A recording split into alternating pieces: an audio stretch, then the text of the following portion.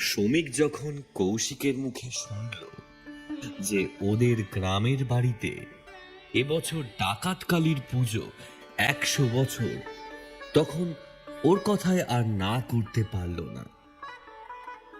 শুক্রবার স্বাধীনতা দিবসের ছুটি মিলিয়ে টানা 3 দিন পাওয়া যাচ্ছে। রোজকার শহরের জীবনযাত্রার থেকে কিছুদিন অন্তত মুক্তি পাওয়া যাবে, এই ভেবেই বৃহস্পতিবার অফিস থেকে তাড়াতাড়ি বেরিয়ে বাড়ি থেকে সামান্য কিছু নিত্য প্রয়োজনীয় জিনিস ব্যাগে গুছিয়ে বিকেল 5:30টায় হাওড়া স্টেশনে এসে হাজির হয়ে দেখে কৌশিক ওর জন্য অপেক্ষা করছে। 5:50 শিরোমণি এক্সপ্রেস ঠিক সময়ে ছাড়ল। কৌশিকের মা নেই, ছোটবেলাতেই মারা গেছে। কৌশিক হোস্টেলে থেকে পড়াশোনা করেছে, এরপর অল্প বয়সে চাকরি পেয়ে সে বাইরে চলে যায়। মাসখানেক হলো ও কলকাতায় শ্রমিকের অফিসে জয়েন করেছে। সমবয়সী দুজন অবিবাহিত যুবকের মধ্যে বন্ধুত্ব জমে উঠতে খুব বেশি দেরি হয়নি। বিষ্ণুপুর স্টেশনে রাত 9:10টায় নেমে দেখা গেল অল্প বাইরে কয়েকজন রিক্সা নিয়ে যাত্রীদের অপেক্ষায়। তবে কৌশিকদের গাড়ি স্টেশনে ওদের জন্য অপেক্ষা করার কথা। আকাশের একদিক লাল, ঈশান কোণে ভালো মতো মেঘ জমেছে। মাঝে মাঝেই ঘন মেঘের ফাঁকে বিদ্যুতের ঝলক আর গুরু গুরু গর্জন শোনা যাচ্ছে। ওই যে তাদের ড্রাইভার দাঁড়িয়ে আছে, ওরা এগিয়ে গেল। ব্যাস, আর চিন্তা নেই। 3 জনে 3 কাপ চা খেয়ে অ্যাম্বাসাডারটা নিয়ে বাড়ির পথে রওনা হলো। যদিও রাস্তাঘাট মোটামুটি ভালোই, তবে শহর ছেড়ে বেরোনোর পরে আশপাশ একদম শুনশান। 10:30টায় কৌশিকের বাড়িতে পৌঁছে ওরা খাওয়া দাওয়া করে শুয়ে পড়ল।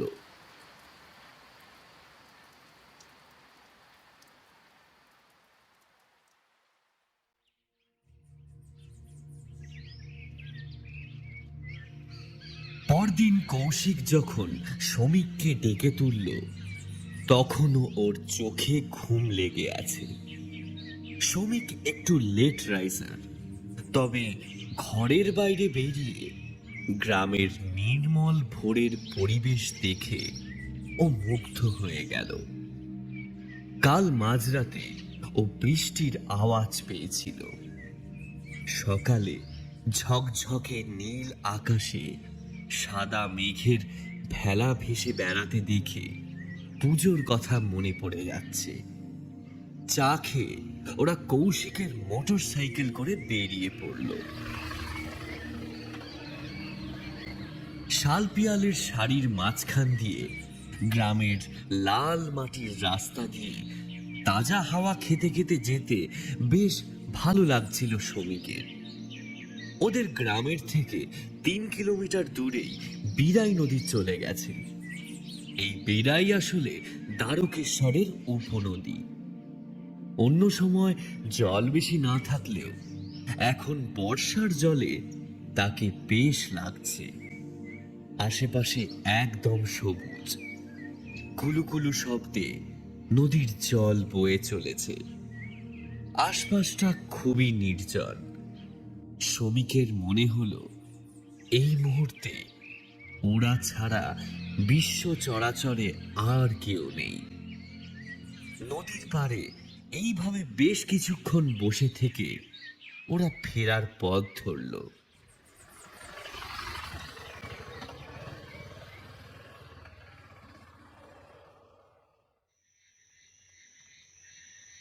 সন্ধ্যায় কৌশিক একবার বেরোনোর আগে বলে গেল আজ রাতে তাড়াতাড়ি খেয়ে নিতে। রাতে ওকে নিয়ে সে ডাকাতকালীর মন্দিরে যাবে কালকের পুজোর প্রস্তুতি দেখতে। সন্ধ্যা তখন পেরিয়ে গেছে। শ্রমিক হাঁটতে হাঁটতে কৌশিকদের বাড়ি থেকে বেশ কিছুটা দূরে চলে এসেছে। ওর খুব জল তেষ্টা পেয়েছে, কিন্তু সঙ্গে জল নেই। এদিকটা জঙ্গলই বলা যেতে পারে। ওর হঠাৎ চোখে পড়ল সামনে রাস্তার পাশে একটা কুয়ো। কুয়োটার উচ্চতাও খুব বেশি নয়, কোমর অবধি। পাশে দড়ি বাঁধা একটা পুরনো বালতি অবধি পড়ে আছে। এতটা হেঁটে এসে শ্রমিকের তেষ্টা তখন অনেক বেড়ে গেছে, যাকে বলে ছাতি ফেটে যাচ্ছে। আর বেশি কিছু না ভেবেই কুয়োর কাছে ছুটে গেল সে। অন্ধকারেও বোঝা যাচ্ছে যে নিচে টলটল করছে জল। কুয়োর ভেতরের দেওয়ালটা শ্যাওলা আর কিছু আগাছায় ভর্তি। বালতিটা ধরে শ্রমিক নামিয়ে দিল নিচে। ছপাং করে বালতিটা নিচে জলে পড়ল। জলটা একটু নাড়িয়ে বালতিটা ডুবিয়ে টেনে তুলতে লাগলো। ছলাৎ ছলাৎ করে জল ছলকে পড়ছে। তৃষ্ণাটা আরো যেন বেড়ে যাচ্ছে শ্রমিকের। বালতিটা যখন প্রায় হাতের নাগালে উঠে এসেছে, তখন কিসে যেন বালতিটা আটকে গেল। মনে হচ্ছে বালতিটা কুয়োর ভেতরে দেওয়ালে গজানো একটা আগাছায় আটকেছে। মাথা বাড়িয়ে শ্রমিক দেখে যে হ্যাঁ, যা ভেবেছে ঠিক তাই। সে একটু ঝুঁকে হাতটা লম্বা করে বাড়িয়ে বালতিটা দেওয়ালে গজানো ঝোপ থেকে ছাড়ানোর চেষ্টা করল। হলো না। অগত্যা উপায়ন্তর না দেখে দড়িটা দুহাত দিয়ে ধরে টান মারতে যাবে, ওর মনে হলো কে যেন ওর হাতটা ধরে টানছে। আকস্মিক বিষয়টা কাটিয়ে ভালো করে তাকিয়ে শ্রমিক দেখল তিন জোড়া ছাই রঙের হাত তাকে কুয়োয় টেনে নামাতে চাইছে। তার মধ্যে এক জোড়া হাত একটা ছোট্ট বাচ্চার, বাকি হাতগুলো সম্ভবত একজন পুরুষ আর একজন মহিলার। তিনজনের টানের সাথে শ্রমিক পেরে উঠছে না। ক্রমশ কুয়োর মধ্যে শরীরটা ঝুঁকে পড়ছে তার। এমন সময় এক জোড়া শক্তিশালী হাত পিছন থেকে তার কোমরটা এসে জড়িয়ে ধরলো। আচমকা ভয়ে সে জ্ঞান হারালো।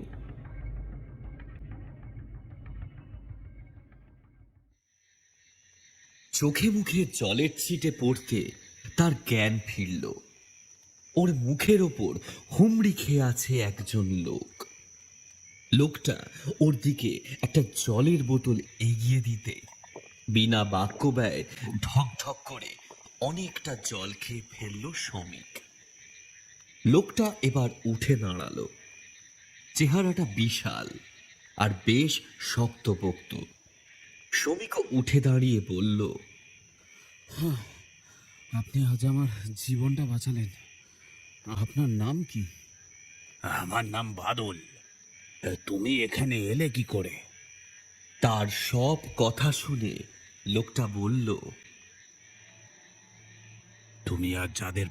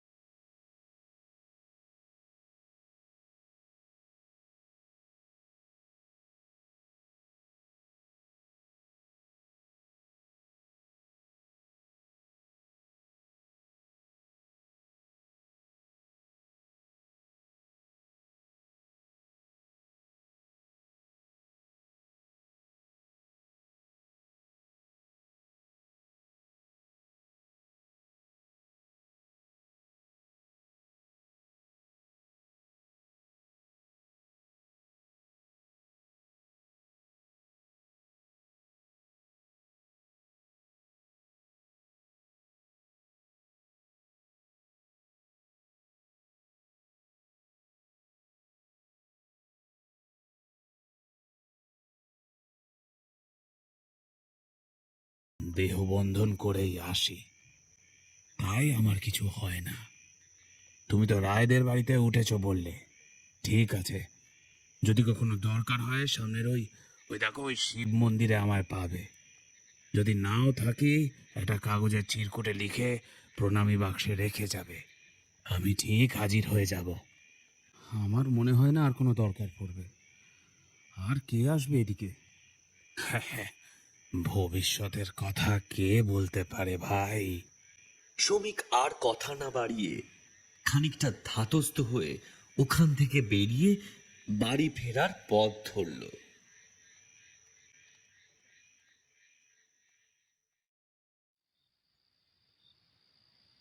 মন্দিরে ডাকাত কালী পুজোর প্রস্তুতি দেখে ওরা যখন ফিরল তখন রাত 12টা পেরিয়ে গেছে।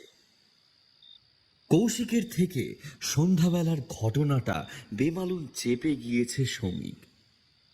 গতকাল ওরা একটা বিছানায় গাদাগাদি করে শুলেও আজ ওকে কৌশিকের বাবার ঘরে শুতে দেওয়া হয়েছে। ওর বাবা আজ সারা রাত কালী মন্দিরেই থাকবেন। ঘরটায় শুতে এসেও কেমন যেন একটা পোটকা গন্ধ পেল শ্রমিক, একটা বিশ্রী গন্ধ।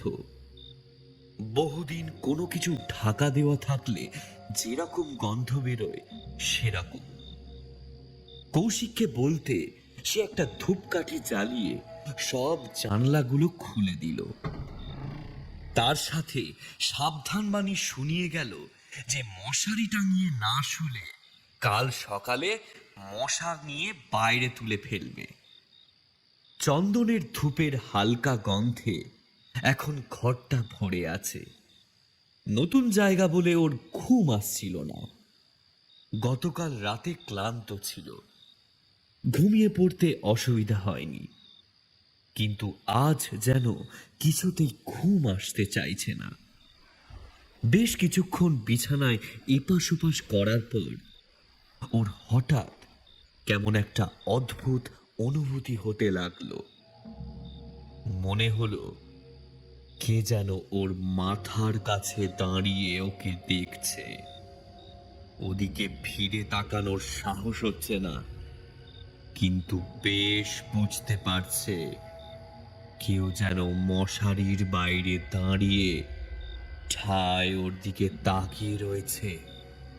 ও প্রাণপণে চোখ বুজে শুয়ে থাকার চেষ্টা করলো। সেই ছায়ামূর্তির ঠান্ডা নিঃশ্বাস যেন মশারির পাতলা জালটা পেরিয়ে ভেতরে ঢুকে আসছে। সাহসের উপর ভর করে চোখটা সামান্য ফাঁক করে শ্রমিক দেখল সে একেবারে তার পাশে দাঁড়িয়ে থাকলেও মশারির ঘন জালের জন্য তার মুখটা দেখা যাচ্ছে না। ঘরে একটা সামান্য নাইট ল্যাম্প চলছে, তবে কোনো সুবিধাই যাচ্ছে না। খুব সাহস করে সে ডাকলো, কে? তারপরেই ও তড়াক করে বিছানায় উঠে বসলো। কিন্তু এ কি, কেউ কোথাও নেই। একটা ঠান্ডা বাতাস মনে হলো তার গায়ের উপর দিয়ে খোলা জানালা দিয়ে বাইরে বেরিয়ে গেল। সাহস করে মশারি তুলে বেরিয়ে আলো জেলে দেখল শ্রমিক ঘরে কেউ নেই। এই রাতে আর কৌশিকদের কাউকে ডাকাডাকি করে বিরক্ত করাটা ঠিক হবে না। কি না কি হয়েছে সে নিজেও তো ঠিক বুঝে উঠতে পারেনি। অগত্যা আবার আলো নিভিয়ে শুয়ে পড়ল শ্রমিক। তবে বাকি রাতের ঘুমটা ঠিক মতো হলো না তার।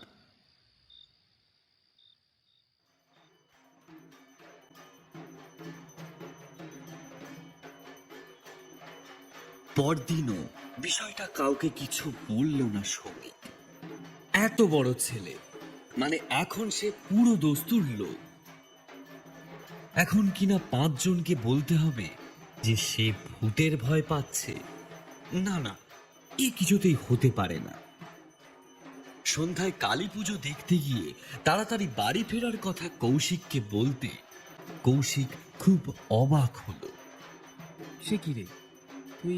তুই তুই কালী পুজো দেখবি বলে এত দূর এলি, আর এখন পুরো পুজোটা না দেখেই চলে যাবি?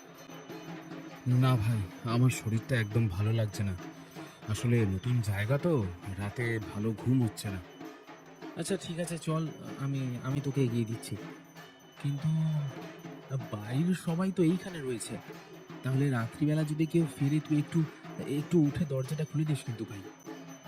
সে কোনো চাপ নেই, আমি নিজেই চলে যেতে পারবো।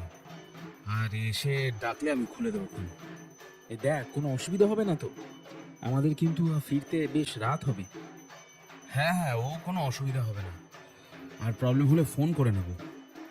ঠিক আছে, তুই তাহলে এখন এখন বাড়ি যাব না। খাবার দাবার তো আছেই, তুই একটু নিজে নিয়ে খেয়ে শুয়ে পড়িস। আর আর তাছাড়া দাসুদা তো আছেই, কোনো চাপ নেই। তাহলে তুই এখন যা, সাবধানে। কাল সকালে কথা হবে।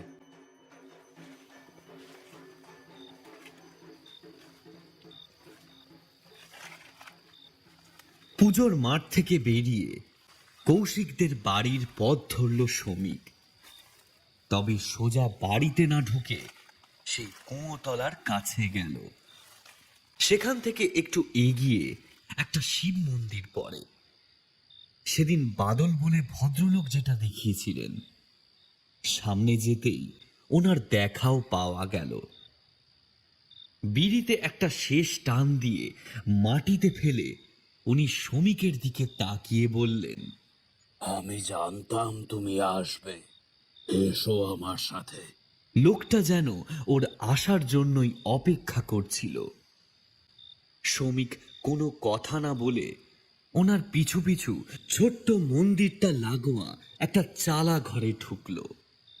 উনি একটা পেতলের থালায় কিছু প্রসাদ খেতে দিলেন ওকে। শ্রমিক কাল রাতের সব ঘটনা খুলে বললে উনি কোনো কথা না বলে দেওয়ালে পেরেক থেকে ঝোলানো একটা ঝোলা থেকে একটা মাদুলি বার করে বললেন, সব সময় এটা পড়ে থাকবে, বুঝলে? ফিরে দাশুদাকে খেতে দিতে বলল। এখানে আসার পর থেকেও ও কৌশিকের বাবাকে প্রায় দেখেইনি। ওই দাশুদাই ওদের অভিভাবকের মতো যত্ন করে রেখেছে। দাশুদা খাবার নিয়ে ঢুকলো। দাসুদা, বসো, তোমার সাথে কথা আছে কিছু। বলো, কি বলবে? আর তোমার শরীর টরীর ঠিক আছে তো? পুজো না দেখেই তো চলে এলে। শ্রমিক এবার ওর গত রাতের অভিজ্ঞতার কথা সব দাশুদাকে খুলে বলল। কিন্তু লোকটা কথাগুলো গ্রাহ্য করল না ঠিক। তুড়ি মেরে উড়িয়ে দিয়ে বলল, ও সব তোমার মনের ভুল। আচ্ছা, তুমি এখানে কত বছর আছো? তা প্রায় 20 বছর। বৌদিমণি গত হওয়ার পর আমি বাবুর সাথে এখানে চলে আসি। আর তার আগে ছত্তিশগড়ে বাবুর ড্রাইভার ছিলাম। এখানে পরিবার নিয়ে চলে আসার পর আমার বউটা রান্না বান্না এইসবই করতো, আর আমি বাকি 5 মাস খাটতাম। আর তারপর ছোট বাবু হোস্টেলে চলে গেল, আর বাবু এখানে ব্যবসা করতে লাগলেন। তোমার ঘরের লোক কই? সে কদিনের জন্য দেশে গেছে ছত্তিশগড়। মেয়ের বাচ্চা হবে, তারপর আবার ফিরবে। আর ততদিন আমি চালিয়ে নেব বলেছি। কি রান্না খারাপ হয়েছে? আরে না না, রান্না দারুণ হয়েছে, দারুণ। আচ্ছা, একটা কথা বলছি, কিছু মনে করো না। কৌশিকের মায়ের মৃত্যুটা কি স্বাভাবিক ছিল? তা তো বলতে পারবো না বাবু। বড়বাবু কদিনের জন্য প্রথমে এখানে এসেছিলেন। তারপর যখন ছত্তিশগড়ে ফিরলেন, শুনলাম নাকি বৌদিমণি নাকি গেছে। কোম্পানির মালিককে বলে আমায়ও ছুটি করিয়ে তারপর বড়বাবু ওনার সাথে আমাদেরও নিয়ে এলেন। ওখানে আমি আর আমার পরিবার ওনাদের সব কিছু দেখভাল করতাম। এদের পরিবারের প্রতি আমাদের এমন মায়া পড়ে গেছিল, ওনাকে না করতে পারলাম না। তারপর থেকে এখানে রয়ে গেছি।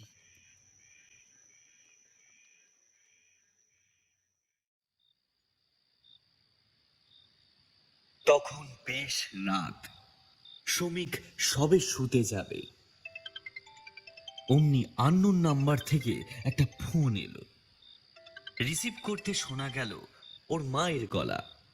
হ্যালো হ্যালো, সমী, তুই তাড়াতাড়ি বাড়ি চলে আয় বাবা। কেন? এটা কার নাম্বার? হাসপাতালে একজনের ফোন থেকে ফোন করছি। তোর বাবার মনে হয় স্ট্রোক হয়েছে। বাবা? কোন হসপিটালে? হাসপাতালের নামটা বলার পরেই ফোনটা কেটে গেল। ও কয়েকবার চেষ্টা করলো, কিন্তু নট রিচেবল। তড়িঘড়ি কৌশিককে ফোন করে সব জানাতে কৌশিক বলল, শোন, তুই তুই একটা কাজ কর, বরং আমাদের ওই অ্যাম্বাসেডরটা নিয়ে তুই দাশুদাকে নিয়ে আরামবাগ চলে যা। তারপর ওখান থেকে ভোরবেলার ফার্স্ট ট্রেন ধরে তুই হাওড়া চলে যা, ঠিক আছে? শোন শোন শোন, তুই ছাড় ছাড়, একেবারে কলকাতায় চলে যা তুই। আমি কাল যত তাড়াতাড়ি পারছি কলকাতায় ফেরার চেষ্টা করছি। দাশু পারবে? আরে পারবে মানে? এখনো বাবাকে নিয়ে ওই গাড়িতে করে সব জায়গায় যায়। আমাদের গাড়িটা আদ্যিকালের হতে পারে, কিন্তু খুব ভালো সার্ভিস দেয়। তুই তুই এক কাজ কর, ফোনটা দাশুদাকে দে, আমি আমি সব বলে দিচ্ছি ওকে। হ্যাঁ, হ্যালো, ছোট বাবু বলেন।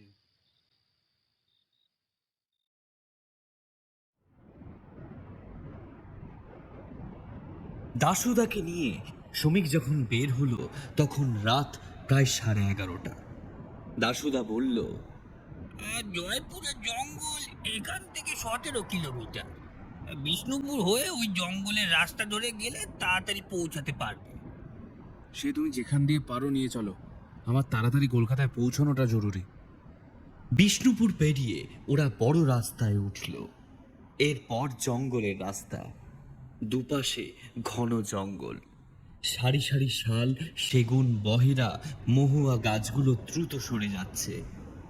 আকাশে আজ সেরকম মেঘ নেই, তবে আজ অমাবস্যা বলে রাস্তায় পড়া গাড়ির হেডলাইটের আলো ছাড়া বাকি পৃথিবীটা অন্ধকার, অস্পষ্ট লাগছে।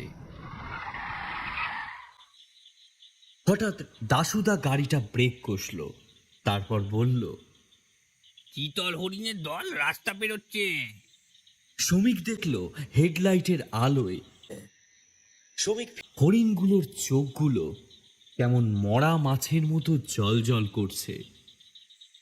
হরিণের দল চলে যেতেই দাশুদা গাড়ি স্টার্ট দিতে গিয়ে থমকে গেল। গাড়ির সামনে কে যেন দাঁড়িয়ে, হেডলাইটের আলোর গণ্ডিটার ঠিক বাইরে, ঠিক মতো বোঝা যাচ্ছে না।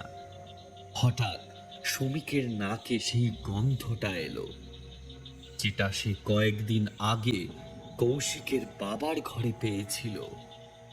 এবার ভালো করে দেখার চেষ্টা করলো ওরা দুজনে। একজন মহিলাই মনে হচ্ছে। আচমকা জঙ্গলের ভেতর থেকে একটা বীভৎস চিৎকার ভেসে উঠল।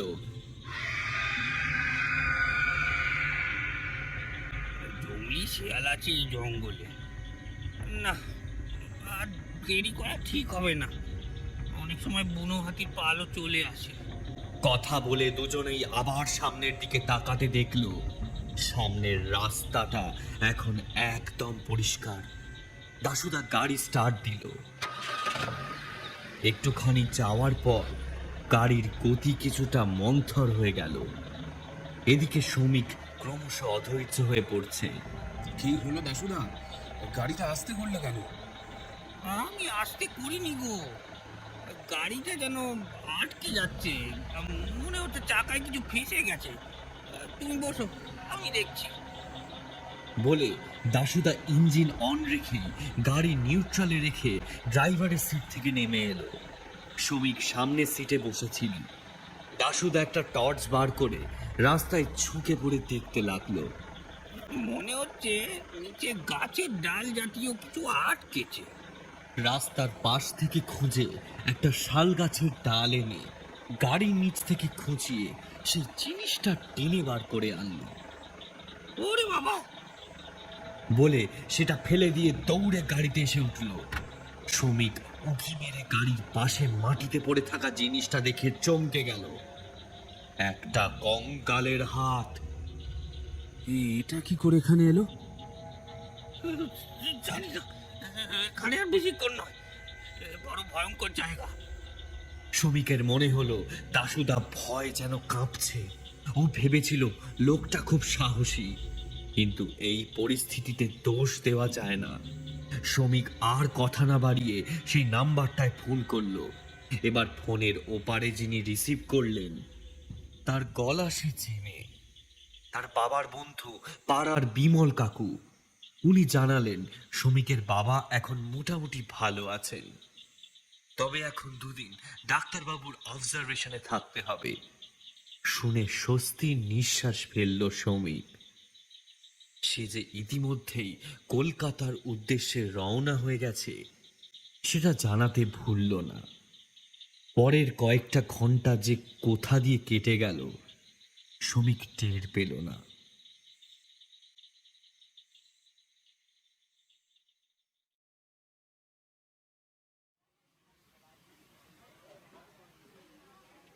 দুপুরবেলা হাসপাতালের ক্যান্টিনে খেতে বসলো শ্রমিক।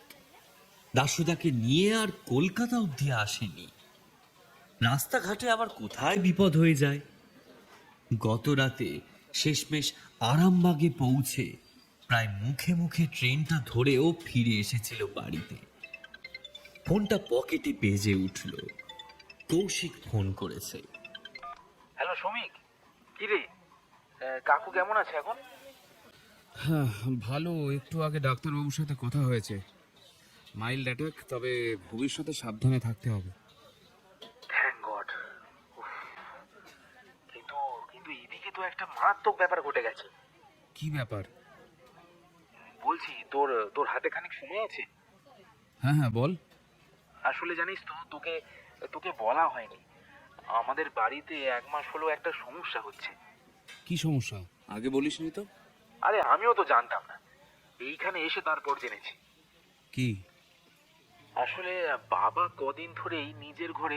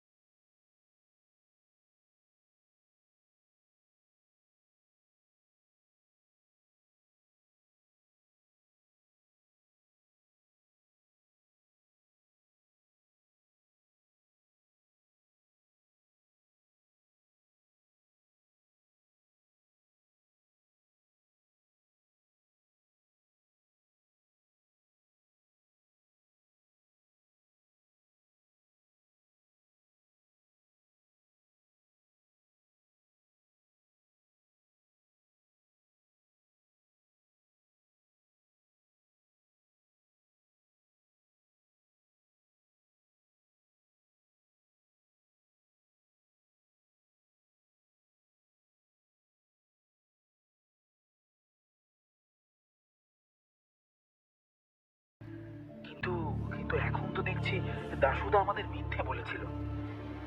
মহিলাকে মারলো কে? দাশুদা। কি বলিস? আরে ঠিকই বলছি আমি। বাবা কয়েক মাস আগে ওই তোর ব্যবসার কাজে মুম্বাই গেছিল। আমি তখনও তোদের এখানে জয়েন করিনি, আমিও তখন মুম্বাইতেই পোস্টেড। কাজ মিটিয়ে বাবা আমার কাছে বেশ কদিন ছিল।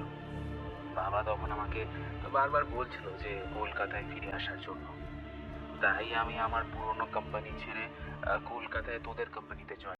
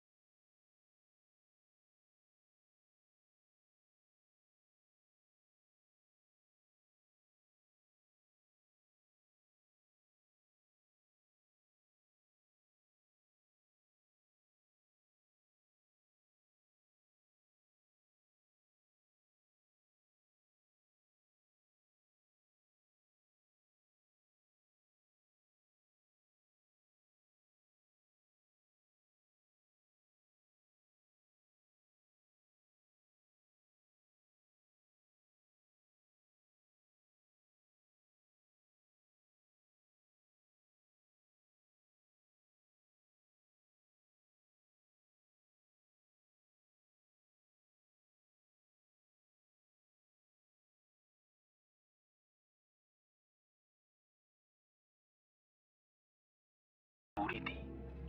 পুলিশ তো প্রথমে ওর কথা বিশ্বাস করেনি, ভেবেছিল হয়তো নেশা ভাঙ করে গাড়ি চালিয়ে অ্যাক্সিডেন্ট করেছে হয়তো। ও বলেছে যে কোথা থেকে নাকি একটা কঙ্কালের হাত এসে ওর গাড়ির স্টিয়ারিং হুইলটা হুট করে ঘুরিয়ে দেয়, আর গাড়ি সামলাতে না পেরে একেবারে গাছে গিয়ে ধাক্কা মারে ও। তাও ভালো যে মরার আগে ও নাকি স্বীকার করেছে যে ওই নিজের বউকে খুন করেছে। সেদিন ওর সাথে বুড়িদিন নাকি খুব ঝগড়া হয়েছিল, মাথায় নাকি খুন চেপে গেছিল দাশুদার। বড় রামদা দিয়ে বুড়িদিকে মারতে যায় ও।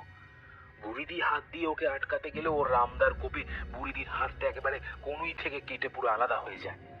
আর ও তখন কোথায় রক্ত আটকাবে তা না, একটা কাপড় দিয়ে বুড়িদির মুখটা বেঁধে দিয়েছিল যাতে ওর শেষ কয়েক মিনিটের চিৎকার কেউ শুনতে না পারে। তুই ভাব একবার যে কিরকম ঠান্ডা মাথা লোকটার।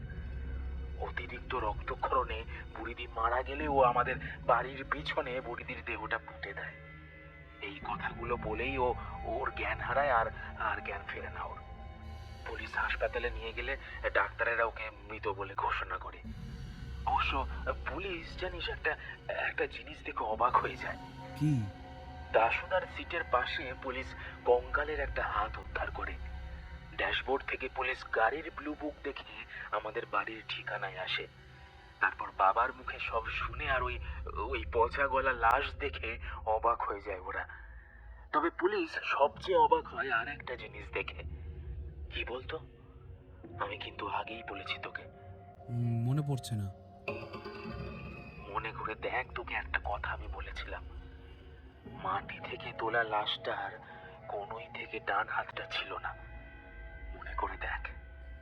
হ্যাঁ হ্যাঁ, এবার মনে পড়েছে। সত্যি কি অদ্ভুত, তাই না?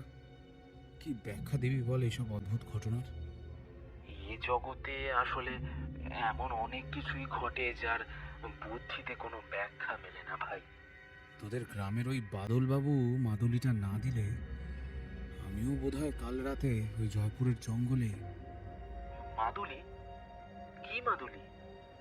আর বাদল বাবুটা কে? তোদের গ্রামেরই। এই দাঁড়া, পড়ে বলছি, ওদিকে ডাকছে, রাখছি।